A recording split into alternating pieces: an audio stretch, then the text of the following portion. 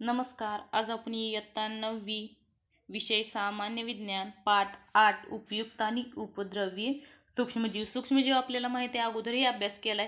पण त्या सूक्ष्मजीवामध्ये आपल्याला उपयुक्त असणारेही काही सूक्ष्मजीव आहेत आणि काही उपद्रवी म्हणजे आपल्याला घातक सुद्धा काही सूक्ष्मजीव आहेत. त्याचा अभ्यास आपण आज पाहणार आहोत. बघा, त्यातील आज घटक आपण उपयुक्त सूक्ष्मजीव पाहू. लॅक्टोबॅसिलिस, रायझोझोम, किनव हा पॉईंट आज अभ्यासणार आहोत. त्याच्या आधी बघा जरा आठवूया म्हणजे अगोदर तुम्हाला 5वी 6वी 7वीला जे काही झालेलं आहे तो प्रश्न विचारलेला असतो. बघा पहिला काय विचारलाय, सूक्ष्मजीव म्हणजे काय. हे तुम्हाला 7वीला तुम्हाला व्याख्या मिळून जाईल. बघा काय आहे व्याख्या त्याची. पृथ्वी तलावर असंख्य सजीव आहेत, त्यापैकी जे आपल्या डोळ्यांना सहज दिसत नाहीत, म्हणजे ते आपले जे डोळे आहेत त्या डोळ्यांना अजिबात दिसत नाहीत, ते फक्त कुठं दिसतात, ते पाहण्यासाठी फक्त सूक्ष्मदर्शीचा यूज केला जातो किंवा वापर केला जातो, म्हणजे मायक्रोस्कोपचा. त्याला काय म्हटलं जातं, सूक्ष्मजीव म्हटलं जातं. म्हणजे अशी आपल्या डोळ्यांना दिसत नाहीत. पाण्याचं जर तुम्ही गढूळ पाणी घेतलं तर ते आपल्या डोळ्यात त्यात किती सूक्ष्मजीव आहेत ते दिसत नाहीत. पण तेच तुम्ही त्याचा एक थेंब मायक्रोस्कोप खाली जरी पाहिला तर तुम्हाला काय दिसतील, लाखोच्या संख्येत सूक्ष्मजीव आढळून येतील.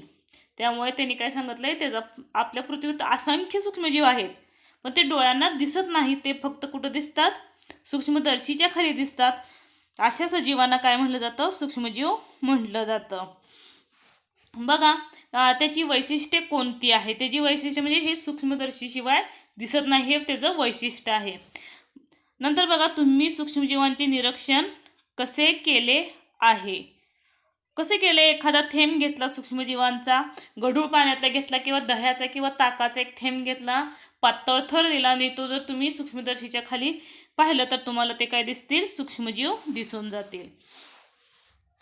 नंतर बघा, सूक्ष्मदर्शीशिवाय दिसत नाहीत पण अवतीभोवती सर्वत्र असतात. सर्वत्र म्हणजे कुठे, हवा, पाणी, जमीन, अन्नपदार्थ, सांडपाणी, कचरा, याचबरोबर वनस्पती असतील, प्राणी असतील, मानवाच्या शरीरात सुद्धा सूक्ष्मजीवांचं काय असतं, अस्तित्व असतं. नंतर बघा, अशा सूक्ष्मजीवांचे विविध प्रकार तुम्ही ओळखीचे आहेत. आपल्या दैनंदिन जीवनात विविध सूक्ष्मजीवाविषयी काय संबंध असावा तो ह्या पाठामध्ये आपण शिकणार आहोत. बघा पहिल्यांदा उपयुक्त सजीव, युजफुल मायक्रो ऑर्गॅनिझम, म्हणजे आपल्याला उपयुक्त असलेले सूक्ष्मजीव. बघा करून पहा, प्रयोग आहे. बघा लॅक्टोबॅसिली हा शब्द तुम्हाला 8वीलाही झाला असेल, पहिल्यांदाच टॉपिक होता सूक्ष्मजीवांचा. बघा, ताज्या ताकाचा एक थेंब काचपट्टीवर घ्या.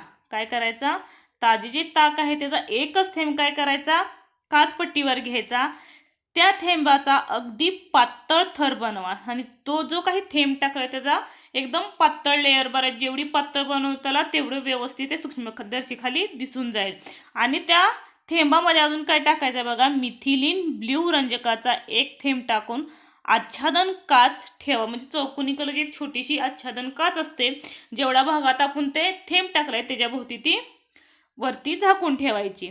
बघा नंतर संयुक्त सूक्ष्मदर्शीच्या 10x भिंगाने, अगोदर बघा त्या सूक्ष्मदर्शीला 10x एक भिंग असते आणि 60x एक भिंग असते, त्यातील अगोदर 10x भिंगाने बघायचं. नंतर उच्च क्षमतेच्या म्हणजे 60x भिंगाचे ते जे काही थेंब टाकले त्या थेंबात मिथाइल ब्ल्यू टाकलं, त्याचं काय करायचं, आपल्याला काचपट्टीवरती ते निरीक्षण करायचं आहे. नंतर बघा, निळसर रंगाच्या काडीसारखे जीव हालचाल करताना दिसले का. त्याच्यावरती काय, जे काही काडीसारखे, आपली जी लहान काडी असते त्या काडीसारखे लाखोच्या संख्येने तुम्हाला जीव आहेत जे हालचाल करताना दिसले. तुम्ही जर ताकाचा थेंब घेतला तर तुम्हाला अशी जर बघत तर दिसतील का, नाही दिसणार. पण जेव्हा तुम्ही 10x भिंगान दिसतात तेव्हा थोडेफार दिसतील, म्हणजे स्पष्ट दिसतील, आणि 60x अतिशय सुस्पष्ट दिसतील. या जीवाणूचे नाव लॅक्टोबॅसिली आहे. म्हणजे कुठे ते आढळतात, ताकाच्या थेंबामध्ये ते सूक्ष्मजीव आढळतात. याचा आकार सूक्ष्म आयताकृती असतो. इथं आकृती दिले बघा, लॅक्टोबॅसिलिस यांचा आकार कसा आहे, आयताकार आकार दिसून येतो. कशाचा, लॅक्टोबॅसिलीचा. नंतर बघा, लॅक्टोबॅसिली हा विनायक्सी जीवाणू आहेत, म्हणजे ऑक्सिजन शिवाय ते ऊर्जा निर्मिती करू शकतात. आपण अगोदरही शिकलोय, काही सूक्ष्मजीवांना ऑक्सिजनची गरज असते, पण काही सूक्ष्मजीवांना विना ऑक्सिजनचीही जगू शकतात. त्यातील लॅक्टोबॅसिली हा आहे की त्याला ऑक्सिजनची गरज नाही, त्याशिवायही ते काय करू शकतो, ऊर्जा निर्मिती करू शकतो. नंतर बघा, सांगा पाहू, दुधापासून दही कसे तयार करतात या प्रक्रियेत नेमके काय घडते. बघा, दुधापासून दही कसे तयार होते. जेव्हा तुम्ही दह्याचा एक थेंब टाकता, बरोबर आहे का, दुधात, तेव्हा ते काय होतात, ते जीवांची त्या दुधामध्ये वाढ होते आणि ते जे काही दूध आहे त्याचं पूर्ण काय होतं तयार, दही तयार होतं. आणि या प्रक्रियेत नेमकं काय होतं, किण्वची प्रक्रिया होते, म्हणजे एक प्रकारचं आंबवणं सुद्धा म्हणलं जातं, बरोबर आहे का.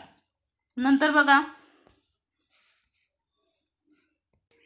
लॅक्टोबॅसिलस जीवाणू दुधातील लॅक्टोज शर्करेच्या किण्व प्रक्रियेद्वारे लॅक्टिक आम्लामध्ये रूपांतर करतात, म्हणजे दुधाचं दही करणं. यामुळे दुधाचा सॅमो जो आहे तो काय होतो, कमी होतो. जे दुधाचं जे काय आतलं जे काही प्रथिन आहे, शर्करा जे आहे ते काय होतं, कमी होतं. कशामुळे, जेव्हा तुम्ही एखादा ताकाचा किंवा दह्याचा थेंब त्या दुधामध्ये टाकता व दुधातील प्रथिनांचे कलथन म्हणजे कॉंगुलेशन होते, त्यामुळे दुधातील प्रथिने इतर घटकापासून वेगळी होतात.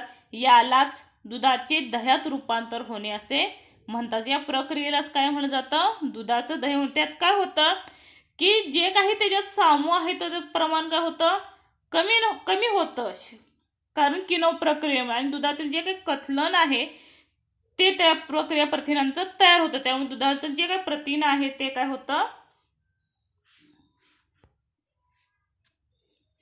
नंतर बघा, लॅक्टिक आम्लामुळे दह्याला विशिष्ट असा आंबट स्वाद येतो आणि जे लॅक्टिक ॲसिड अवेलेबल असल्यामुळे दह्यात त्याचा जो आंबट चव आहे ती काय होते, दह्याला आंबट स्वाद येतो. त्याचा सामू कमी असल्याने दुधातील इतर घातक जीवाणूंचा नाश होतो, म्हणजे दुधात जे काही घातक जीवाणू आहेत, सूक्ष्मजीव आहेत, त्यांचा काय होतं, नाश होतो. आणि दही हे शरीराला काय असतं, उत्तम असतं. त्यासाठी म्हणतात, उलट्या किंवा जुलाब झालं की दही खात जावं, कारण त्यात भरपूर प्रमाणात सूक्ष्मजीव असतात, ते आपल्या शरीराला काय असतात, आवश्यक असतात. नंतर बघा, जरा डोके चालवा. अपचन झाल्यास किंवा पोट बिघडल्यास डॉक्टर दही किंवा ताक घेण्यास का सांगतात, कारण त्याच्यात प्रोबायोटिक असतं, म्हणजे सूक्ष्मजीवांची वाढ, सूक्ष्मजीव आहेत ते सर्वात जास्त ही दह्यातच असतात, लक्षात ठेवा. आणि ते काय होतात, आपण जेव्हा उलटी करतो किंवा आपल्या पोट बिघाड होतं तेव्हा काय होतं, आपल्या उलटी वाटे किंवा जुलाब वाटे बरेचसे सूक्ष्मजीव निघून जातात, त्याच्यामुळे आपल्याला बराचसा विकनेसपणा येतो. आणि तो विकनेसपणा जाण्यासाठी किंवा ते सूक्ष्मजीव काही कमतरता असते आपल्या शरीराला, ती कमतरता भरून काढण्यासाठी दही किंवा ताक खाण्यास डॉक्टर सांगतात.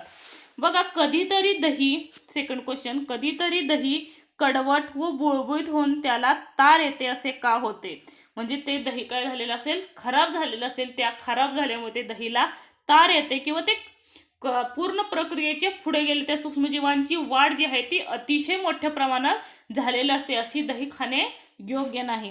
नंतर बघा, दुधाच्या साईचे किण्वन म्हणजे काय, विरजन, दह्याचं जे थेंब असतो ते करून घरी कोणते पदार्थ मिळवता येतात. बरेचसे पदार्थ बनवता येतात. पहिला आपण पदार्थ बघितला दही, परत श्रीखंड असेल, असे पदार्थ काय होतात, बनवता येतात. किंवा पनीर असेल, हे कशापासून बनवतात, विरजन घालून बनवलं जातं. नंतर बघा, माहिती आहे का तुम्हाला हल्ली लोकप्रिय झालेला प्रोबायोटिक दही व इतर खाद्यपदार्थ म्हणजे नेमके काय. प्रोबायोटिक म्हणजेच काय, प्रोबायोटिक दही व इतर खाद्यपदार्थ हल्ली लोकप्रिय का झाले, कारण त्यातील सूक्ष्मजीव आपल्याला महत्त्व कळलंय त्याच्यातील, की त्याच्यात लॅक्टोबॅसिली आहे, ते आपल्या शरीरासाठी, तो सूक्ष्मजीवांची आपल्या शरीराला काय गरज आहे. नंतर बघा, अशा पदार्थात लॅक्टोबॅसिली सारखे उपयुक्त सूक्ष्मजीव वापरलेले असतात. उत्तर दिले, असे खाद्य शरीरासाठी आरोग्यदायक ठरण्याचे कारण हे सूक्ष्मजीव अन्नमार्गातील क्लॉस्ट्रिडियम सारख्या घातक जीवाणूचा नष्ट करतात. कुठले, लॅक्टोबॅसिलस, हे कशात असतात, दह्यात असतात. आणि ते खाल्ल्यामुळे आपल्या शरीरात जे काही क्लॉस्ट्रिडियमचे जे काही विषाणू असतील, जीवाणू असतील, ते काय करतात, लॅक्टोबॅसिलस हे नष्ट करतात व आपली जी रोगप्रतिकारक क्षमता आहे ती काय होते, वाढली जाते. नंतर बघा, लॅक्टोबॅसिलसचे जीवाणूंचे उपयोग दही, ताक, तूप, चीज, श्रीखंड असे अनेक पदार्थ हे दुधाच्या किण्वने मिळवता येतात. म्हणजे दही म्हणजे दुधाची किण्व केल्यावर म्हणजे त्यात थेंब टाकल्यामुळे हे पदार्थ आपण बनवू शकतो. नंतर बघा सिडार, कोको, भाज्यांचे लोणचे इत्यादी पदार्थाचे मोठ्या प्रमाणात उत्पादन करण्यासाठी लॅक्टोबॅसिल किण्वची प्रक्रिया उपयुक्त आहे. मग नंतर थर्ड, पचनसंस्थेच्या कार्यात बिघाड झाल्यास लॅक्टोबॅसिल व इतर काही सूक्ष्मजीव रोगास एकत्रितपणे देऊन उपचार करतात. गायी म्हशींना दिले जाणारे आंबोन म्हणजे लॅक्टोबॅसिलिस मदतीने आंबवलेले अन्न असते. त्याला काहीतरी पेंड वगैरे म्हणतात बघा, जे जनावरांना दिली जाते ती सुद्धा किण्व प्रक्रिया करूनच दिली जाते. ती काय असते त्याच्यात मोठ्या प्रमाणात त्यातून आपल्यालाही बरेचशी जीवनसत्व मिळतात किण्व प्रक्रिया केल्यामुळे. त्याच्यामुळे ते गायी म्हशींनाही ते लॅक्टोबॅसिल म्हणजे किण्वची प्रक्रिया करून ते पेंड वगैरे म्हणतात ते दिलं जातं. नंतर बघा 5, मद्यार्क निर्मिती तसेच काही प्रकारचे पाव बनवताना जे आपण ब्रेड म्हणतो ते बनवण्यासाठी सुद्धा लॅक्टोबॅसिल म्हणजे किण्वची प्रक्रिया केली जाते. नंतर बघा शोध घ्या, लॅक्टोबॅसिलिस जीवाणू किती उदयांना चालना देते. बरीचशी उदयाने आहेत त्यांना काय देते, ती चालना देते. बघा नंतर दूध दुभत भरपूर उपलब्ध असलेल्या प्रदेशात कोणकोणते गृह उद्योग व कारखाने सुरू होऊ शकतात. जिथं दूध भरपूर आहे, बरेचसे जे काही दुधाचे बरेचसे पदार्थ आहेत, दही, ताक, तूप, चीज, श्रीखंड असेल, मसाला दूध असेल, असे बरेचसे आहेत ते काय होतात तिथं चालू शकतात. बरोबर आहे का? नंतर बघा रायझोबियम, हा तुम्हाला हाही पार्ट झालेला फक्त आता डिटेलमध्ये आहे. बघा सहजीवन जीवाणू, रायझोबियम अगोदरी पाहिले, हा कुठला आहे? सहजीवन जीवाणू आहे.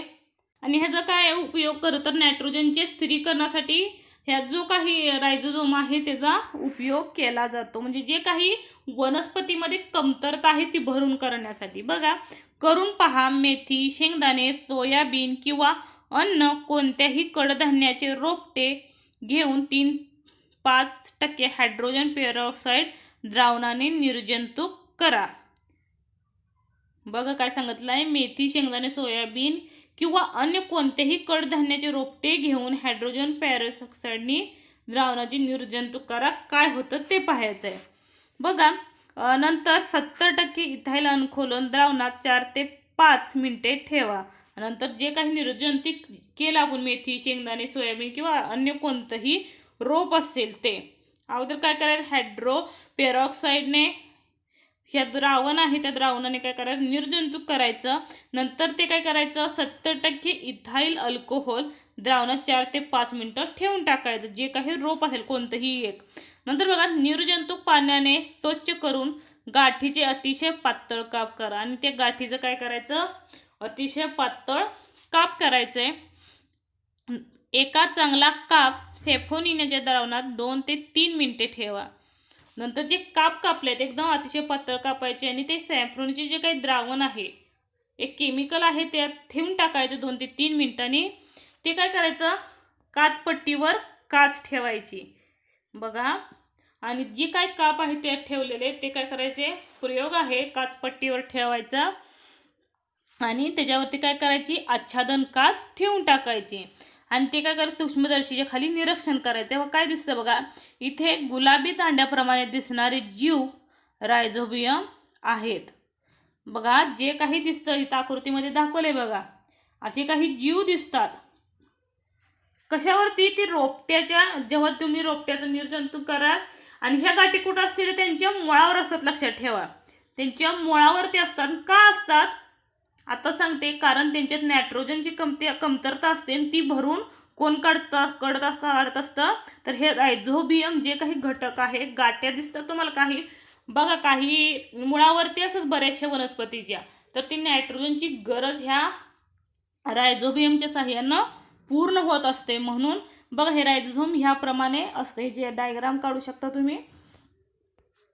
नंतर बघा हे जीवाणू पाहण्यासाठी आपल्याला कडधान्याच्या मुळावर गाठी शोधाव्या लागल्या. त्या वनस्पतींना रायझोबियमची उपयुक्तता होत असेल की अपाय.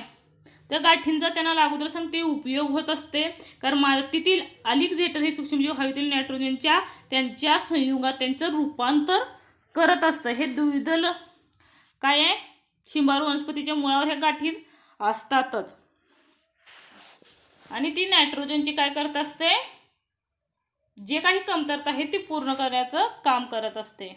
नंतर बघा रायझोमची भूमिका व महत्त्व. बघा रायझोमचं आता कळेल तुम्हाला उपाय काय आहे की चांगलं उपयोग आहे त्याचा. बघा भूमिका व महत्त्व, role of importance of Rhizobium. मुळावरील गाठीत राहणारे रायझोम हे रोपट्याला नायट्रेस आणि नायट्रिस हे अमोनियम आम्ल पुरवतात. कारण जर त्याची कमतरता असेल तर ती पानं पिवळी पडतात, आपण अगोदर ही शिकलोय, बरोबर आहे का, किंवा ती गळायला चालू होतात. त्यामुळे काय होतं, ह्या ज्या रायझोबियमच्या गाठी आहेत मुळावरती, बरं का, प्रत्येक रोपट्याचे प्रत्येक असं नसतं, पण काही ठराविक वनस्पतीच्या मुळावरती ह्या गाठी असतात आणि ह्याचा उपयोग रोपट्यांना काय होतो तर नायट्रेस व नायट्रिस ही जी काही कमतरता आहे अमिनो आम्लाची ते आम्ल त्याला पुरवलं जातं व त्या बदलात रोपट्याकडून कार्बोदकेच्या रूपात ऊर्जा मिळते. त्या अशा प्रकारे परस्पर फायद्याने असलेले नात्याला सहजीवन म्हणतात. सहजीवन म्हणजे त्याच्या बदल्यात ते काय देतं, त्याला कार्बोदकेची ही ऊर्जा देतं, म्हणजे देवाणघेवाण चालू असते त्यांच्यात. त्याला काय म्हणलं जातं, सहजीवन वनस्पती. म्हणजे दोन किंवा अधिक सजीवांचं निकट सहसंबंध असतं. कशात, रायझोबियम आणि जी मुळं आहे कुठल्याही रोपट्याची जी मुळं आहेत त्या मुळा म्हणजे जो काही निकट संबंध होतो किंवा पोषण तत्व ते एकमेकांना देत असतात, त्यांना सहजीवन असं म्हटलं जातं. बघा रायझोबियम हवेतील नायट्रोजनची संयुगे बनवतात. कोण, रायझोबिया म्हणून उपयोगी आहे ते. पण या नायट्रोजनच्या स्थिरीकरणासाठी त्यांना वाटाणा, सोयाबीन, घेवडा व इतर कडधान्ये व शिंबावर्गीय शेंगा वनस्पतींना यजमान म्हणून गरज असते. रायझोबियम तयार करून दिलेल्या नायट्रोजनयुक्त संयुगामुळेच डाळी, कडधान्य, प्रथिनांचा उत्कृष्ट स्रोत ठरतात. त्याच्यामुळे लक्षात ठेवा, रायझोबियम तयार झाल्यामुळेच काय होतं, नायट्रोजनची कमतरता पूर्ण होते त्या रोपट्याची. त्याच्यामुळे जे काही डाळी असतील किंवा कडधान्य असतील त्याची जी चव आहे ती काय होते, उत्कृष्ट दर्जाची बनते किंवा उत्कृष्ट स्रोत त्याचा बनतोय. नंतर बघा कडधान्याची पिके संपल्यानंतर त्यांची मुळे व रोपट्यांचा काही भाग मुद्दाम मातीत मिसळून जीवाणूचं प्रमाण कायम राखले जाते. बघा काय करतात, कडधान्य घेऊन झालं त्याची मुळं काय करतात, मुद्दाम त्याच्यातच ठेवतात, कारण त्या रोपट्यामध्ये काय असतं, नायट्रोजन असतो. आणि प्रत्येक वनस्पतींना ज्याप्रमाणे आपल्याला गरज असते, त्या काही ऑक्सिजनची, कार्बन डायऑक्साईड ज्याप्रमाणे गरज असते तशी वनस्पतींनाही प्रत्येक जी गरज असते. त्याच्यामुळे ते काय करतात, त्याच्यातून ते नायट्रोजन जमिनीत जातं आणि त्याच्यातून ते वनस्पतींना पुरवलं जातं, म्हणून ते मुद्दामनं काय करतात, मातीतच जीवाणूचं प्रमाण जे आहे ते कायम राखलं जातं. रायझोबियममुळे रासायनिक खताचा वापर कमी झाल्याने रासायनिक खतांचा दुष्परिणाम टाळले जातात. बघा रायझोबियम त्या जमिनीत असल्यामुळे जे काही रासायनिक खतांचा सतत मारा होत असतो जमिनीवरती, त्याच्यापासून त्याचा जो काही दुष्परिणाम आहे तो टाळला जातो. खतासाठीच खर्च कमी झाल्याने शेतकऱ्यांना फायदा होतो आणि खताचाही काय होतो, खर्च रायझोबियम कमी होतो आणि त्याच्यामुळे शेतकऱ्याचा फायदा होतो. नंतर बघा हल्ली लागवड करण्यापूर्वीच बियांना रायझोबियम युक्त द्रव व पावडर लावली जाते. बघा अलीकडे काय करतात लोक, सर्वांना माहीत झालेलं आहे रायझोबियमचं महत्त्व, त्याच्यामुळे ते काय करतात, बियांनाच ज्या काही बिया आहेत त्या बियांनाच रायझोबियम युक्त द्रव मिळतं बाजारात, ते काय होते, पावडर लावली जाते त्याची पावडर. आणि लागवडीनंतर रायझोबियम हे जीवाणू रोपट्यांना प्रवेश करतात. या पद्धतीला रायझोबियमची लसीकरण म्हणतात. या प्रक्रियेलाच काय म्हणतात, रायझोबियमची लसीकरण म्हणतात. हा प्रयोग कडधान्याबरोबरच तृणधान्य कुठली, ज्वारी, बाजरी, मका, नाचणी ही तृणधान्य या पिकांनाही नायट्रोजनचा पुरवठा करण्यासाठी रायझोबियम हा काय उपयुक्त ठरतो. त्यामुळे ते बियाणाच काय करतात, रायझोबियमचं ज्या वनस्पतीना गाठी आहे ती वाळवून वगैरे त्याची पावडर बनवली जाते आणि ती पावडर काय करतात, बियाणा लावतात. त्याच्यामुळे त्याची उपयुक्त तृणधान्य व कडधान्य दोन्हींना होतात. नंतर बघा किनव, यीस्ट कृती आहे बघा काय दिली आहे, बाजारातून ॲक्टिव्ह ड्राय इस्ट घेऊन या बाजारात मिळतं, बेकरीच्या दुकानात असेल किंवा किराणाच्या दुकानात. नंतर बघा, एका बाटलीत 1 चमचा इस्ट, 2 चमचे साखर व थोडे कोमट पाणी मिसळा. हा प्रयोग करण्यासारखा आहे. नंतर बघा, बाटलीच्या तोंडावर एक रंगहीन पारदर्शक फुगा बसवा. पारदर्शक म्हणजे आरपार दिसणारा. बाटलीच्या तोंडावर रंगहीन पारदर्शक फुगा बसवा. 10 मिनिटांनंतर कोणते बदल दिसेल? फुग्यात जमा झालेल्या वायूमध्ये चुन्याची निवळी मिसळा. आणि फुगा जो जमा झाला आहे त्याच्यात काय करायची, जी चुन्याची निवळी आहे ती मिसळायची. ही निवळी चंचू पात्रात घेऊन निरीक्षण करा, काय दिसते ते काय करायचं आपल्याला ह्या प्रयोगावरून पाहायचं आहे. नंतर बघा, बाटलीत द्रावणाचा एक थेंब काचपट्टीवर घेऊन त्यावर आच्छादन काच घ्या.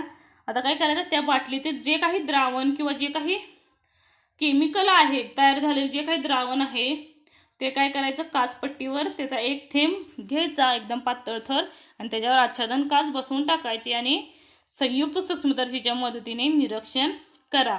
बाटलीचे द्रावण तसेच सांभाळून ठेवा. जे काही बाटलीत द्रावण आहे, पातळ जे काही द्रावण तयार झालेले ते द्रावण सांभाळून ठेवायचं. काचपट्टीवर लंब गोलाकार रंगहीन कवक पेशी दिसल्या का हे पाहायचं. रंगहीन पेशी, रंगहीन म्हणजे कसला, रंग नसलेल्या. त्यापैकी काही पेशींना छोटे गोलाकार भाग चिकटलेले दिसतील. या आहेत इटच्या नवीन तयार होणाऱ्या पेशी. बघा, प्रजननाच्या या लैंगिक पद्धतीचा मुकालन किंवा कलयायन असे म्हणतात. ह्या बघा इथे दिसून येतात कवक पेशी आहेत आणि त्याच्यापासून कवक पेशी आपल्याला दिसतात. त्यात पेशी व्यक्तिका, पेशीद्रव्य, पेशी केंद्रक आणि कलिका हे काही दिसून येतात आपल्याला. हे कशात, ईस्टचा प्रयोग आहे. नंतर बघा, ईस्ट ही कार्बनी पदार्थावर वाढणारा कवकवर्गीय परपोषी सूक्ष्मजीव आहे. लक्षात ठेव, परपोषी म्हणजे काय, दुसऱ्यावर अवलंबून असणारा जीव आहे. कोण? ईस्ट. ईस्ट हा कशावर जगतो? कार्बनी पदार्थावर. कार्बनी पदार्थ म्हणजे कसले, म्हणजे कुजलेले पदार्थ जे म्हणतात, किण्व प्रक्रिया ही कुजलेल्या पदार्थावर होत असते, बरोबर आहे का. त्यालाच कवकवर्गीय परपोषी सूक्ष्मजीव आहेत असं म्हणलं जातं. नंतर बघा, ईस्ट म्हणजे किण्व ही एक पेशीय कवक असून त्याच्या सुमारे 1500 प्रजाती अस्तित्वात आहे. लक्षात ठेवा, ईस्ट हा एक पेशीय सजीव आहेत. आपल्याला माहिती आहे पेशीचे 2 प्रकार आहेत, एक मल्टीसेल्युलर आणि एक युनिसेल्युलर, म्हणजे एक पेशी आणि बहुपेशीय. त्यातील ईस्ट हा एक पेशीय आहे असून त्याची सुमारे किती जाती आहेत? 1500 प्रजाती आहेत. ईस्टच्या पेशी दृश्यकेंद्रिय प्रकारच्या आहेत. पेशी त्या दृश्यकेंद्रिय, अधिकेंद्रिका हा भाग अगोदर शिकलेला. त्यातील ईस्ट हा दृश्यकेंद्रिय म्हणजे तिथे दिसून येतात जे काही दृश्यकेंद्रिय प्रकारच्या आहेत. नंतर बघा, वरील प्रयोगात साखरेच्या द्रावणातील कार्बनी पदार्थामुळे ईस्टची वाढ होते व प्रजनन जलद गतीने होते. कशामुळे? तर या प्रयोगात जे काही साखरेचं जे द्रावण आहे, साखरेच्या द्रावणात कार्बनी पदार्थामुळे ईस्ट जे आहे ते ईस्टची काय होते, वाढ ही जलद गतीने होते आणि त्याचं प्रजनन ही तेवढ्या जलद गतीनं होते. स्वतःचे पोषण करताना ईस्टची पेशी द्रावणातील कर्बोदके चे रूपांतर अल्कोहोल व कार्बन डायऑक्साईड वायूमध्ये करतात. या प्रक्रियेला किण्व म्हणजे फर्मेंटेशन असं म्हटलं जातं. बघा, पाव कसा बनतो आपल्याला माहिती आहे. बाजारात ब्रेड आपण म्हणतो, ब्रेड, बरेचसे ब्रेड असेल, पाव असेल, तो कसा बनला जातो, किंवा टोस्ट असेल, टोस्ट. नंतर बघा, ईस्टच्या या प्रयोगात आपण बाटलीमध्ये जे द्रावण बनवले आहे त्याचा वापर पाव कसा बनवता येईल याची माहिती मिळवा व त्या प्रकारे कृती करून पाव तयार करा. पाव जाळीदार कसा झाला याची कारणे शोधा व लिहा. कारण ज्यात काय होतं, किण्वच्या प्रक्रियेमुळे तो जो काही पाव आहे तो ज्या पद्धतीने तुम्ही ईस्टचा वापर कराल त्या पाव तयार करण्यासाठी, त्याप्रमाणे त्याची जाळी पडली जाते आणि तेवढा तो स्पंजी बनला जातो पाव. नंतर बघा, जरा डोके चालवा. भारतासह बऱ्याच देशांमध्ये हल्ली पेट्रोल व डिझेल या इंधनात 10% इथेनॉलचे मिश्रण करणे सक्तीचे का केले आहे. नंतर बघा, महाराष्ट्रात नाशिक या शहराजवळ वाईन निर्मितीच्या उद्योगात मोठ्या प्रमाणावर का उभारले आहेत. नंतर बघा 3, गव्हाची चपाती फक्त फुगते मात्र पाव हा जाळीदार, मऊ व पचायला हलका असतो असे का? कारण त्यात सूक्ष्मजीवांची बरोबर किणव प्रक्रिया पावामध्ये यूज केली जाते. चपातीमध्ये कुठलंही किणव आपण वापरलेलं नसतं आणि त्याची काय होते, त्या सूक्ष्मजीवांची वाढ झाल्यामुळे तो जाळीदार बनला जातो आणि तेवढाच तो मऊही होतो आणि त्याच्यामुळे ते हलका बनतो. आपण इडली डोसे वगैरे खातो, आपल्याला माहीत असेल, ते आपण म्हणतो पचायला हलके असतात कारण त्याच्यातसुद्धा किणव प्रक्रिया राबवलेली असते. नंतर बघा, माहिती आहे का तुम्हाला, साखर कारखान्यात जोडून बहुधा अल्कोहोल उत्पादनही केले जाते. उसाच्या रसाची मळी निघते, तिच्यातही भरपूर प्रमाणात कर्बोदके असतात. उसाची जी मळी राहिलेली असते ती आपल्याला माहीत असेल, मळीमध्ये सॅक्रोमियमचे किण्व मिसळून त्याच्यात किणव केले जाते. बघा, ज्या मळीपासून, त्या मळीमध्ये काय असतं, सॅक्रोमियम असतं आणि त्याचं सुद्धा किणव केलं जातं आणि त्या किणव प्रक्रियेत बघा, या प्रक्रियेत इथेनॉल म्हणजे C2H5OH हे अल्कोहोल प्रमुख उत्पादन, तर इस्टर व इतर अल्कोहोल या उत्पादनातही मिसळतात. इथेनॉल हा महत्त्वाचा आहे. बघा, या प्रक्रियेत म्हणजे मळीच्या सॅक्रोमियम किणव प्रक्रियेत कशाचा वापर केला जातो, तर ethanol, that means of C2, त्याचा फॉर्म्युला आहे C2H5OH, लक्षात ठेवा. नंतर बघा, इथेनॉलपासून स्पिरिट, मद्यार्क व इतर रसायने मिळतात. तसेच इथेनॉल हे धूरविरहित, त्यामुळं बघा इथे विचारला होता, तर त्यात 10% इथेनॉल का टाकलं जातं, तर हे कारण आहे, कारण इथेनॉल हे धूरविरहित व उच्च प्रतीचे इंधन ही आहे. इथेनॉलचा उद्योग उत्पादनासाठी ऊसाच्या मळीप्रमाणेच मका, जव, वसा, बार्ली अशा धान्यातही वापर केला जातो. कशाचा, तर इथेनॉलचा. द्राक्षाच्या रसात असलेला ग्लुकोज व फ्रुक्टोज शर्कराचेही इष्ट पद्धतीने किणव केले जाते. किणव करून त्याच्यापासून अल्कोहोल म्हणजे आपण म्हणतो जे बाजारात बघतो, किंवा ते वाईन, हे वाईन तयार केलं जातं, पेय म्हणून वापरलंही जातं, बरेचसे मद्यपान म्हणलं जातं त्याला. नंतर बघा, जैव उपचार, बायो रेमिडेशन, पाम तेल निर्मिती तयार होणारी विषारी पदार्थ, पाल्म तेल आपल्याला बाजारात मिळतं, माहिती असेल. इतर काही औद्योगिक प्रक्रियेत मुक्त होणारे जड धातू क्षार शोषून घेण्यासाठी यारोविया लायप्टोलिया म्हणजे यारोलिप्टिकिया हे किणव वापरतात. तर सॅकरोमिसिस सेराविसी हे किणव आर्सेनिक या प्रदूषणाचे शोषण करते. सेरोमिस आताच पाहिलं, उसाच्या मळीपासून सेरोमिसिस हे असतं. नंतर बघा, प्रतिजीविके, अँटीबायोटिक हा पार्टही अगोदर शिकलेलो आहोत आपण. बघा, सूक्ष्मजीवांचा नाश व त्यांच्या वाढीस प्रतिकार करणं. प्रतिजीविकेमुळे काय होतं, फक्त ही पण डॉक्टरच्या सहाय्यानेच अँटीबायोटिक घेतलेली चांगली, हे अगोदरही झालेलं आहे तुम्हाला.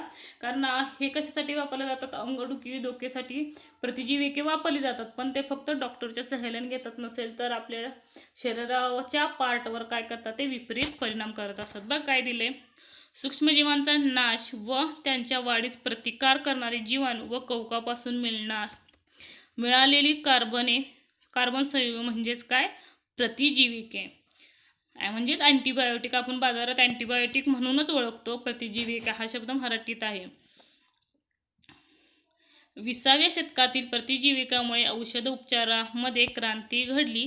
क्षय सारख्या रोगाचा तर आता काही देशातून जवळजवळ निर्मूलन झाले. प्रतिजीविके मुख्यतः जीवाणूविरुद्ध कार्य करते, म्हणजे ते खाल्ल्यामुळे आपल्या शरीरात जे काही जीवाणू आहे त्याचा काय होतो, नाश होतो. आणि काही प्रतिजीवी आधी जीवांना नष्ट करते. काही प्रतिजीविक अनेक प्रकारचे जीवाणूही आपण बघत आहे, त्याचं विस्तृत व प्रतिजीविके असे म्हटलं जातं. म्हणजे ते जीवाणूविरुद्ध उपयोगी ठरतात. अँटीबायोटिक म्हणजे म्हटलं जातं. उदाहरणार्थ बघा, ॲप्सेलिन, ॲमोक्झिसिलिन, टेट्रासायक्लिन इत्यादी. रोगाची लक्षणे दिसत असूनही रोगजंतूचे अस्तित्व सापडत नाही तेव्हा ब्रॉड स्पेक्ट्रम अँटीबायोटिकचा वापर केला जातो. जेव्हा रोगकारक सूक्ष्मजीव कोणता आहे हे निश्चित समजते तेव्हा मर्यादित क्षेत्र प्रतिजीविके वापरतात. उदाहरणार्थ पेन्सिलिन, जेटामिनिस, एन्थ्रोमायसिन्स इत्यादी. बघा, कार्य व संस्था. पुणे येथे 1952 साली स्थापन झालेली नॅशनल इन्स्टिट्यूट ऑफ व्हायरोलॉजी ही संस्था जागतिक आरोग्य संघटनेचे सहकार्याने ताप, गोवर, कावीळ, तसेच फुफ्फुसाचे विकार या संशोधनाचे कार्य करत असते. आता बघा पेन्सिलियम या कवकापासून मिळणारी प्रतिजीविकांचा गट असून सायफ्लोकोकाय, क्लॉस्ट्रिडियम, सेस्ट्रोडियम या प्रतिजीवाच्या जीवाणूपासून होणारा संसर्ग आटोक्यात आणण्यास त्याचा वापर होतो. कशाचा? पेन्सिलिनचा. कान, नाक, घसा व त्वचा या जीवाणूमुळे होणारे संसर्ग तसेच निमोनिया, स्कॉलेटी फीवर म्हणजे लोहितांक ज्वर याचा उपचार करण्यासाठी पेन्सिलिनयुक्त काय ते प्रतिजीविके म्हणजे अँटीबायोटिक्स ही औषधे काय होतात? उपयुक्त ठरतात. बघा ह्या प्रतिजीविकाचा ही प्रतिजीविके ही नेहमी डॉक्टरांच्या सल्ल्याने घ्या, कारण त्याच्यामुळे बरेचसे अपायकारकही होऊ शकतात. कारण हे प्रतिजीविके फक्त अंग डोकेदुखी या नॉर्मल आजारासाठी तुम्ही घेत असला तरी त्याच्या आपल्या बॉडी पार्टवरही त्याचा काय होतो? परिणाम होत असतो, लक्षात ठेवा. नंतर बघा, औषधाच्या दुकानातून डॉक्टरच्या चिठ्ठीशिवाय कोणतीही प्रतिजीविके मागू नका. तुम्हाला ते घ्यायचं आहे ना, ते डॉक्टरांना दाखवा हे प्रतिजीविके घेऊ का, मगच त्याचा काय करा? वापर करा. नसेल तर त्याचा विपरीत परिणाम होतो. घसादुखी, सर्दी, खोकला, इन्फ्लुएन्झा झाल्यास प्रतिजीविके स्वतःहून घेऊ नका. ह्या आजारांसाठी स्वतःहून म्हणजे मेडिकलमध्ये जाऊन कोणतीही प्रतिजीविके आणू नका. त्यासाठी डॉक्टरांना दाखवा तुम्हाला नॉर्मल सर्दी खोकला तरी. नंतर बघा, डोस पूर्ण होण्याआधीच बरे वाटले तर प्रतिजीविकाचे नेमून दिलेला डोस पूर्ण करा.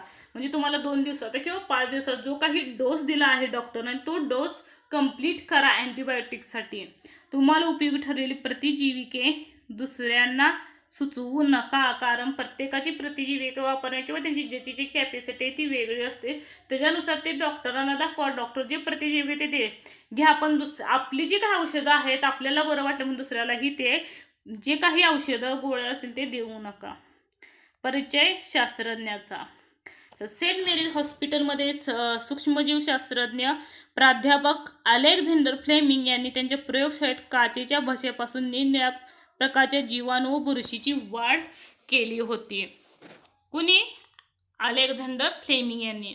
3 सप्टेंबर 1928 रोजी फ्लेमिंग जेव्हा स्टॅफायलोकोकस जीवाणूचे निरीक्षण करत होते तेव्हा एका बशीत त्यांना विलक्षण गोष्ट दिसली. कुठली गोष्ट? त्या बशीत बुरशीचे ठिपके वाढले होते. त्या बुरशीत काय होते?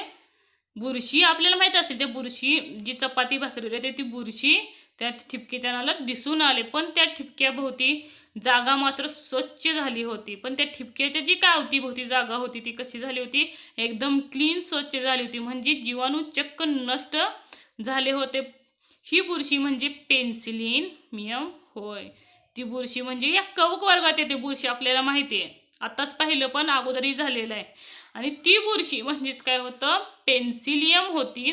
आणि तिच्या स्रावामुळे जीवाणू काय झाले होते? नष्ट झाले होते. काही बुरशी उपयोगी आहेत आणि काही बुरशी उपद्रवी आहे. ते नंतर शिकणार आहोत बुरशी कशी उपद्रवी आहे. पण काही जी बुरशी आहे ती काय आहे? पेन्सिलियम आहे ती काय होते? जीवाणूंना नष्ट करत होते. हे त्यांनी अधिक अभ्यासाने सिद्ध केलं. अशा प्रकारे एका अनपेक्षित घटनेतून जगातील पहिले प्रतिजीविके अँटीबायोटिक म्हणजे पेन्सिलिन जन्माला आले होते. हे कुणाच्या सहाय्याने शक्य झालं? अलेक्झांडर फ्लेमिंगमुळे. आणि असाध्य रोगांना नियंत्रण आणण्याचा प्रयत्नाचा पाया रचला गेला. आपले जीव वाचवणारं प्रतिजीविकाचं संशोधक म्हणून अलेक्झांडर फ्लेमिंग यांच्या कायम ऋणात राहायला हवे, नाही का? म्हणजे त्यांचं ऋण आपण मानायला पाहिजे. नंतर बघा, ऐकावे ते नवलच. मग काय नवीन गोष्ट आहे? मुंग्या आपल्या वारूळात बुरशी वाढवून तिच्यापासून अन्न मिळवतात. लक्षात ठेवा, मुंग्या काय करतात? आपल्या म्हणजे ते पेन्सिलिनचे असतील कारण ते चांगले आहेत, बरोबर आहे का?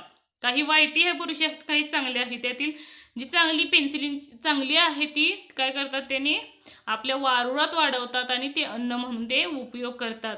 तर काही जातीचे भुंगे माहीत असतील, भुंगे व कीटक झाडांच्या खोडावर असलेल्या बुरशीमध्ये अंडी घालून आळ्यांचे अन्नाची सोय करतात. म्हणजे ते बुरशीच्या सहाय्याने त्यांना काय होतं? अन्न. कारण बुरशी ही झाडावरही वाढते, बरोबर आहे का? आणि राहिलेला उपद्रवीचे सूक्ष्मजीव आहे तो पुढच्या तासाला पाहू. व्हिडिओ आवडल्यास लाईक करा, सबस्क्राईब करा, कमेंट करा. काही समजलं नसेल तर धन्यवाद.